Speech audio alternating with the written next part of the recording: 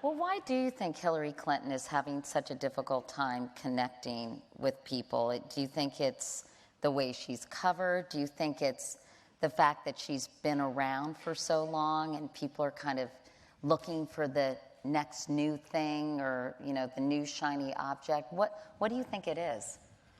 Well, because I don't think she was always this disliked. Do you? It depends on who you're talking to. I mean, I think there are people who have disliked the Clintons for decades now, and they've had a lot of practice at disliking them. So if you talk to them, you know, some of these people, they've hated her for years. I know there's been that core group, but it seems to be building into a little like kudzu, right? Yeah, it's growing. Well, couple things about Hillary.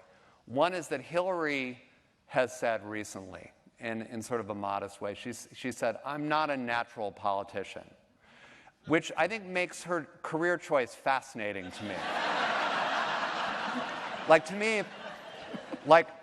I actually am not a natural ballerina, and I have eschewed that line of work. People keep on coming to me and saying, "Can you do Swan Lake?" And I said, no, not a natural.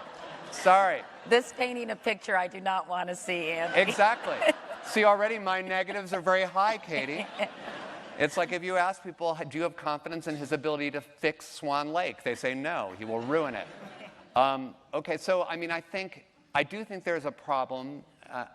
She has some natural deficits in terms of connecting with people. And there, you know, people like Kate McKinnon on Saturday Night Live have a lot of fun making fun of that. We've had other politicians get elected, even president, without a lot of those skills.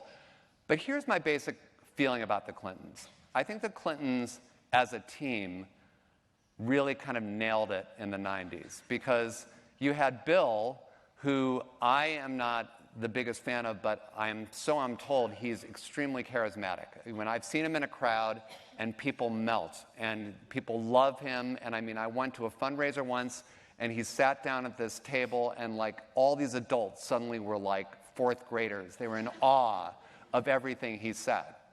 And then you had Hillary, who was this great, brilliant Yale Law School behind-the-scenes strategist, sort of Machiavellian. I don't mean that in a bad way. You have to be like crafty, and she was very smart. And so they were the perfect team, the perfect alignment of talents. Now, basically, my view of them now in their current roles, it's almost like you took a look at the Rolling Stones and you saw them do, say, Jumpin' Jack Flash. And you said, you know what? Mick Jagger, not a front man. You go back and play the drums. Charlie Watts, you go up there and shake your ass. That's what we got now. We got Charlie Watts. See what I'm saying?